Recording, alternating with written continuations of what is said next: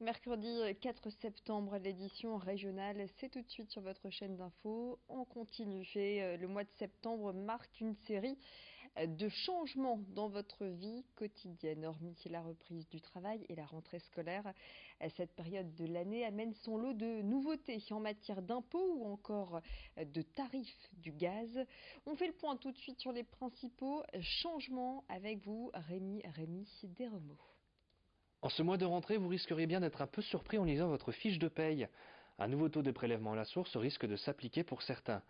Ce changement résulterait de la déclaration de revenus que vous avez effectuée au printemps dernier. Si vos revenus imposables et votre situation familiale n'ont pas changé, ne vous inquiétez pas, vous ne serez pas concerné par ces nouveaux taux. L'obtention de la prime de conversion s'annonce quant à elle de plus en plus compliquée. Si vous détenez un véhicule diesel classé en vignette critère 2 et immatriculé avant le 1er septembre de cette année, vous ne pourrez plus bénéficier de cet avantage. Les entreprises, quant à elles, vont devoir s'accommoder d'une nouvelle loi. Celles qui comptent plus de 250 salariés vont devoir publier un index sur l'égalité hommes et femmes. Il permettrait ainsi de mesurer les inégalités salariales dans les entreprises. Les sociétés les plus inégalitaires auront 3 ans pour se régulariser, sous peine d'amende. Rappelons que selon l'INSEE, les femmes gagnent en moyenne 500 € de moins que les hommes dans notre région. Enfin, terminons sur une note plus positive qui concerne votre porte-monnaie. Depuis dimanche, le prix du gaz a baissé de 0,9%. Bien sûr, ce taux varie selon votre façon de consommer, mais malgré cela, cette diminution concerne tout de même plus de 4 millions de foyers français. Et voilà pour les principaux changements qui vous attendent ce mois-ci.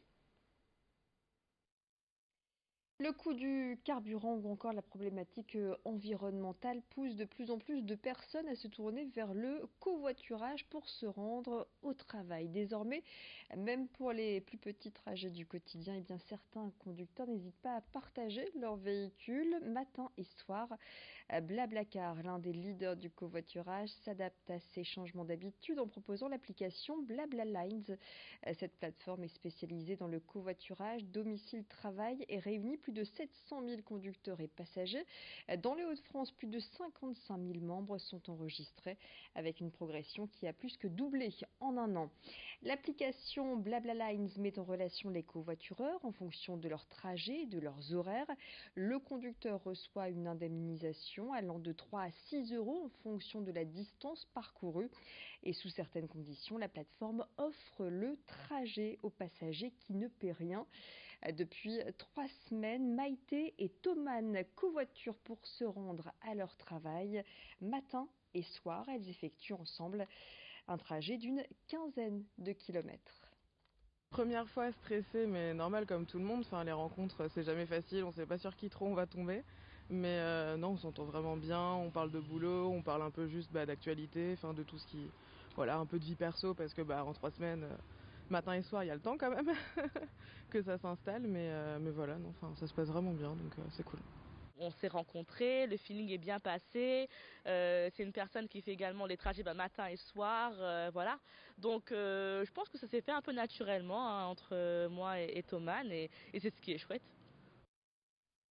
Allez, on parle handball du côté de Dunkerque après une saison 2018-2019 haute en couleur. L'USDK fait sa rentrée. C'est un déplacement à Nantes en ouverture de la Lidl Star League qui attend les hommes de Patrick Casal. Ce sera ce jeudi à 20h45.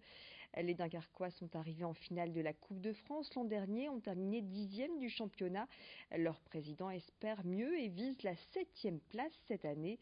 L'USDK peut compter pour cette saison sur un effectif relativement stable et sur une préparation solide. Et puis l'équipe dispose d'un nouveau car et d'une nouvelle salle en projet afin d'accueillir plus de public et promouvoir le handball. Je vous propose d'écouter son dirigeant Patrick Casal, interrogé par Loïc Ayé. On est sur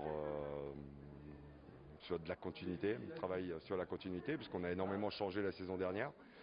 Mais cette année on n'a que trois arrivées. Donc je trouve qu'on a fait un travail de qualité. Je pense que cette équipe s'est bonifiée avec une année qui a été compliquée par moments, qui a été aussi faite de réussite, qui nous a permis d'aller jusqu'en finale de la Coupe de France. Donc c'est un groupe qui a pris énormément en maturité. En tous les cas, moi j'ai le sentiment qu'on a énormément avancé pendant cette préparation. Voilà le coach de l'USDK qui se déplace donc ce jeudi à 20h45 à Nantes pour ce premier match de la saison. Ils ne sont plus nombreux et leur savoir-faire est recherché. Les luthiers parviennent pour certains à concilier passion de la musique et des travaux manuels.